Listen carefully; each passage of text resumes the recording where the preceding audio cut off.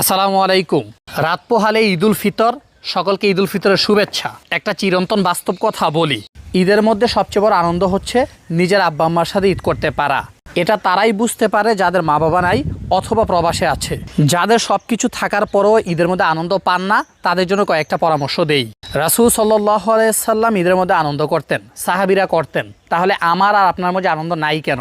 তার কারণ হচ্ছে আমরা এখন নিজেদের সংস্কৃতি বাদ দিয়ে অন্যদের সংস্কৃতি এত বেশি গ্রহণ করেছি, এজন্য আর নিজেদের উৎসবের মধ্যে আনন্দ পাই না। প্রথমত আমাদের এই দিকে পরিবর্তন আনতে হবে।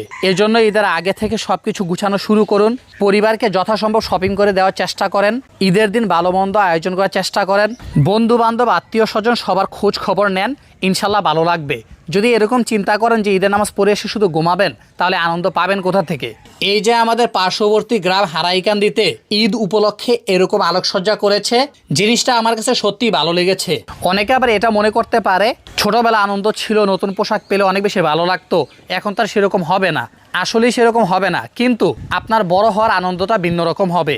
ছোটবেলায় যেমন নিজে নতুন কাপড় পেয়ে আনন্দ পেতেন, বড় হওয়ার পরে আরেকজনকে নতুন কাপড় কিনে দেওয়ার মধ্যে আপনি সেই আনন্দটা খুঁজে পাবেন। আর এই জিনিসটা মন থেকে ফিল করতে হয়, তাহলে আনন্দ পাওয়া যায়। ছোটদের মধ্যে খেলাধুলার আয়োজন করেন এবং তাদেরকে ছোট্ট পরিসরে হলেও গিফট দেওয়ার চেষ্টা করেন। এটা রাসূল সাল্লাল্লাহু আলাইহি সাল্লামের সুন্নাত। তার পাশাপাশি কোন আত্মীয় স্বজন আপনার খবর নিল, কে নিল না, এই হিসাবটা না করে নিজে থেকে আত্মীয় স্বজনের খবর নেন।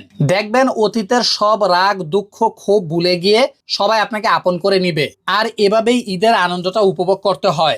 দোয়া করি আল্লাহ রাব্বুল আলামিন আমাদের এবারে ঈদটা আনন্দময় করুক।